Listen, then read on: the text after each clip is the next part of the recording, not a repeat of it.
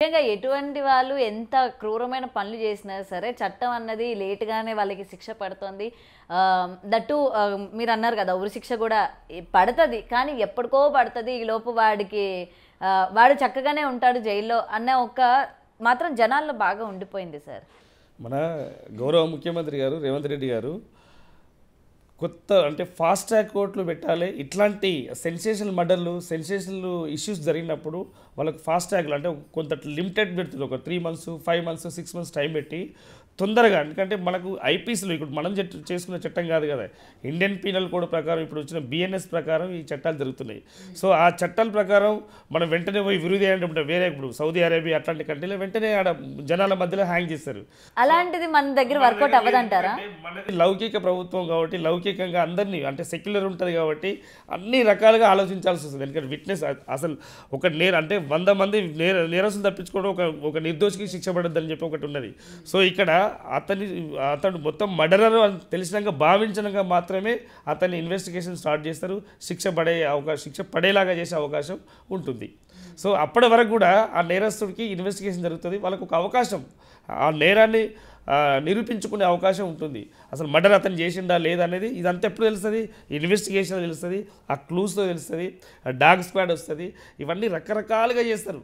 అది చేసిన తర్వాత ఇతనే మర్డరర్, ఇతనే చేసిండు, ఇతనే ముద్దాయి అని తెలిసినప్పుడు డెఫినెట్లీ ఆయనకు శిక్ష పడే అవకాశం ఉంటుంది. ఓకే.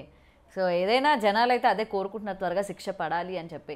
సార్ మీకున్న ఇన్ని సర్వీస్ ఇంత సర్వీస్లోని ఎప్పుడైనా మీరు ఈ టైప్ ఆఫ్ కేసు చూసారా? అంటే ఇలాగ ఆధారాలు లేకుండా శిక్ష పడే కేసు ఏదైనా ఉందా? లేకపోతే దోషి తప్పించుకునే ఆ కేసులు ఏమైనా ఉన్నాయా? అంటే బీయింగ్ అడ్వకేట్గా మేము ఎంత పెద్ద నేరం మా దగ్గరికి వచ్చినా అంటే మర్డర్ చేసి వచ్చినా కానీ కొంతవరకు మేము చేస్తున్న అంటే మేము ఆ కేసును తీసుకుంటే ఒకవేళ ఆ నిందితునికి ఆ బాధితుడికి ఆ ముద్దాయికి ఒక అవకాశం కల్పిస్తాం. ఎందుకంటే ఆ శిక్ష నుండి బయటకు పడితే ఒక మారుతాడు అని భావించినప్పుడు డెఫినెట్లీగా ఒక నిందితు సైడ్ మాట్లాడచ్చు. కానీ ఇట్లాంటి మర్డర్ కేసులో ఏ న్యాయవాది కూడా ముందుకు రాడు. ఎందుకంటే ఇది ఇంత అత్యంత క్రూరంగా, ఎందుకంటే వాళ్ళ ఫ్యామిలీ జరగవచ్చు, లేక ఇంకా మన ఇంటి పక్కన జరగవచ్చు, మన ఎక్కడైనా జరగవచ్చు. సో ఇట్లాంటి కేసులలో న్యాయవాదులు కూడా ముందుకు రారు. ఎందుకంటే శిక్ష పడాలనే ఆలోచించుకుంటారు. జనాలకే కాదు, జనాల్లో నాకు కూడా చాలా కోపం వస్తూ ఉంటుంది. అరే న్యాయవాదులు ఇంత వాడు క్రూరంగా పనిచేశాడని తెలిసినా సరే వాడి వైపు ఎందుకని నించుంటారు, వాడి వైపు ఎందుకని సపోర్ట్ చేసి మాట్లాడతారు, ఎందుకు వాదిస్తారు అని చెప్పి తిట్టుకున్న సందర్భాలు కూడా ఉంటాయి. ఓపెన్గా చెప్తున్నా. ఎందుకంటే వాడు ఒక అమ్మాయిని బలి తీసుకున్నాడు, లేకపోతే ఇలా చాలా కేసెస్లో చూస్తూ ఉంటాం కదా సార్. నిర్దోషి పక్కన కూడా ఒక లాయర్ ఉంటారు, వాడి తరపున వాదిస్తూ ఉంటారు. అసలు ఎందుకంటారు మరి? కాపాడే ప్రయత్నం చేస్తారా? కాపాడే ప్రయత్నం కాదు. ఇక్కడ ఒక అవకాశం, ఒక దొంగతనం చేసిన వ్యక్తి ఉంటాడు. దొంగతనం చేసిన తర్వాత దొంగతనం చేసినని తెలుసు, పోలీసు వాళ్ళకి తెలుసు, అడ్వకేట్కి తెలుసు, పీపీకి తెలుసు, అందరికీ తెలుసు. ఒక మారడానికి ఒక అవకాశం, నేను మారుతాడు అతను మారుతాడు అనే ఒక అవకాశం వచ్చినప్పుడు న్యాయవాది అతని పక్షాన వాదించే అవకాశం ఉంటుంది. సో ఈ కేసు ఎన్ని రోజులు నడుస్తుందో, 1 year 2 years 3 years నడుస్తుంది కదా, ఆ టైంలో అతనికి పనిష్మెంట్ వచ్చే అవకాశం, అంటే పనిష్మెంట్ తిరగడమే పెద్ద పనిష్మెంట్.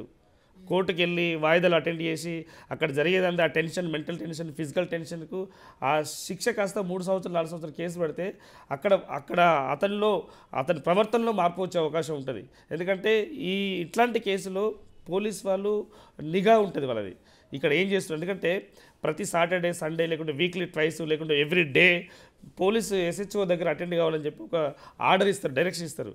సో ఈ డైరెక్షన్లో అతని ప్రవర్తన పోలీసు వారికి తెలుస్తుంది. ఒకవేళ శిక్ష పడ్డ ఖైదీ కూడా జైల్లో అతని ప్రవర్తన బట్టి రిలీజ్ చేస్తారు. ఐడియా ఉంది కదా, 15th August కానీ 26 January కానీ. ఎందుకంటే ఇతని సత్ప్రవర్తనతో మార్పు చేస్తారు. ఎందుకంటే ఎంత పెద్ద శిక్ష చేసినా కానీ ఒక ఖైదీ మానవతా దృక్పథంతో అతనిలో మార్పు రావాలని చెప్పి శిక్ష వేయడం జరుగుతుంది. అతనికి మార్పు రాదు అని తెలిసినప్పుడు డెఫినెట్లీ అతని మరణ శిక్ష వరకు కూడా పోయే అవకాశం ఉంటుంది. సో ఏదైనా సరే సార్, ఇప్పుడు ఈ కేసులోని త్వరగా ఆయనకి శిక్ష పడాలి, ఉరిశిక్ష పడాలి అని అయితే జనాలందరూ కూడా ఇప్పుడు కొన్ని సంఘటనలు మేడం, కొన్ని సంఘటనలు మర్డర్ కేసులో సరే వాదోపవాదాలు విన్న తర్వాత అతనికి శిక్ష పడుతుంది. శిక్ష పడిన తర్వాత గవర్నర్ దగ్గరికి వెళ్తారు, అక్కడ నుంచి రాష్ట్రపతి దగ్గరికి వెళ్తే క్షమాపణ పెట్టిస్తారు. ఎందుకు అంటే అక్కడ మానవతా దృక్పథంతో వాళ్ళ ఫ్యామిలీని, వాళ్ళ ఫ్యామిలీ బ్యాక్గ్రౌండ్, ఆయన మీద డిపెండ్ అయ్యే పిల్లలను, అతనిలో మార్పు వచ్చిందా లేదా ఇవన్నీ చూసుకొని క్షమాపణ పెట్టే అవకాశం ఉంటుంది. ఇట్లాంటి కేసులు చాలా జరిగినాయి కూడా. ఇప్పుడు ఇతని విషయంలో కూడా ఒకవేళ ఇక్కడ కాలేదు హైకోర్టు లేకపోతే సుప్రీంకోర్టులని నాకు క్షమాభిక్ష కావాలి అని చెప్పి పెట్టుకుంటే కోర్టు అంటే అంగీకరిస్తుందా? అంటే అది డిపెండెంట్ టైము. ఇతను క్రూరంగా ఉన్నాడు, ఇతని ప్రవర్తనలో మార్పు రాలేదని భావించినప్పుడు వాళ్ళు కూడా ఏం చేయలేరు, వాళ్ళు కూడా అవకాశం ఇవ్వరు. సో అప్పుడు మరణశిక్ష పడే అవకాశం, అది కూడా ఎక్కడంటే రాష్ట్రపతి వరకు, గవర్నర్ వరకు రీచ్ అవ్వాలి. వాళ్ళు ఆర్జీ పెట్టుకోవాలి. ఆర్జీ పెట్టుకోకుంటే వాళ్ళు ఇక్కడే ఉంటే డెఫినెట్లీ మరణశిక్షను అమలు చేసే అవకాశం ఉంటుంది.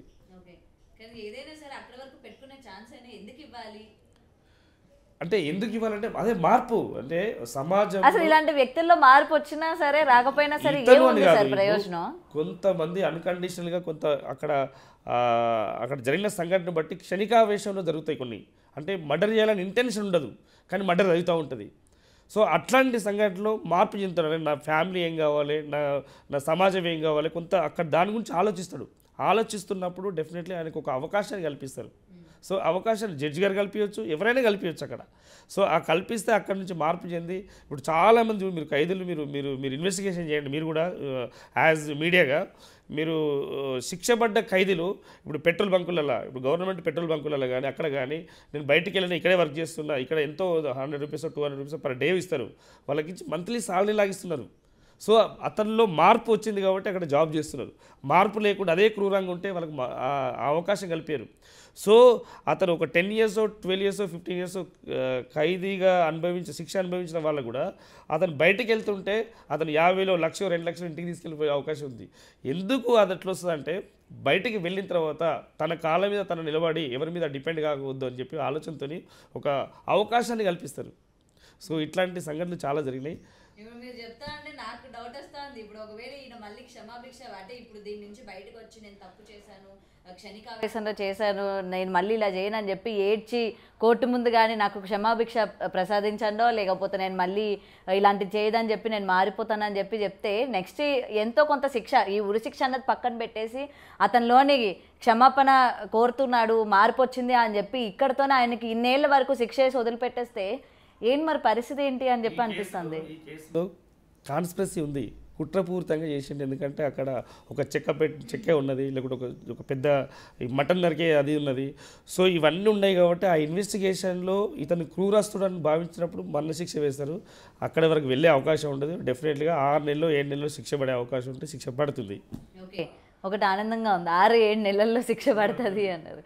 ఎందుకంటే నిజమే సార్, అంత క్రూరంగా అసలు మనం వినడానికి కూడా ఇష్టపడట్లేదు. ఏంటి ఇంత దారుణంగానా అని చెప్పి ఆ ముక్కలు కోయడం ఏంటి, ఉడికిచ్చడం ఏంటి, బాబోయ్ ఇంత క్రిమినల్ మైండ్ సెట్తో ఉంటున్నారా జనాలు, ఇంత దారుణంగా తయారైపోతున్నారా అన్నట్టు అనిపిస్తుంది ఇలాంటి ఇన్సిడెంట్స్ చూస్తున్నప్పుడు. అంటే మనిషి అంటే హ్యూమానిటీ కోల్పోతారు. లైక్ గాంజా, నార్కోటిక్ డ్రగ్స్ వాడతారు కదా, ఆ డ్రగ్స్ వాడినప్పుడు ఆ మైండ్లో ఇంకా వేరే రకంగా తిరుగుతుంది. సో అప్పుడు అతను ఏం చేస్తుండో అతను తెలియని ప్రవర్తన ఉంటుంది కాబట్టి సో ఇట్లాంటి సంఘటన కూడా జరుగుతుందో ఆ కోణంలో కూడా ఇన్వెస్టిగేషన్ చేసే అవకాశం ఉంటుంది. ఒకవేళ ఏమైనా తీసుకుంటే చెప్పలేం కదా, మద్యం కానీ ఏమైనా కానీ తీసుకోవచ్చు. సో లేదు అంటే ఇంటెన్షనల్లీ ఆ అమ్మాయి ఈ వైఫ్ నాకు వద్దు అని క్రూరంగా ఆలోచిస్తే మాత్రం డెఫినెట్లీ అతనికి శిక్ష పడుతుంది, మరణ శిక్ష పడుతుంది. ఓకే,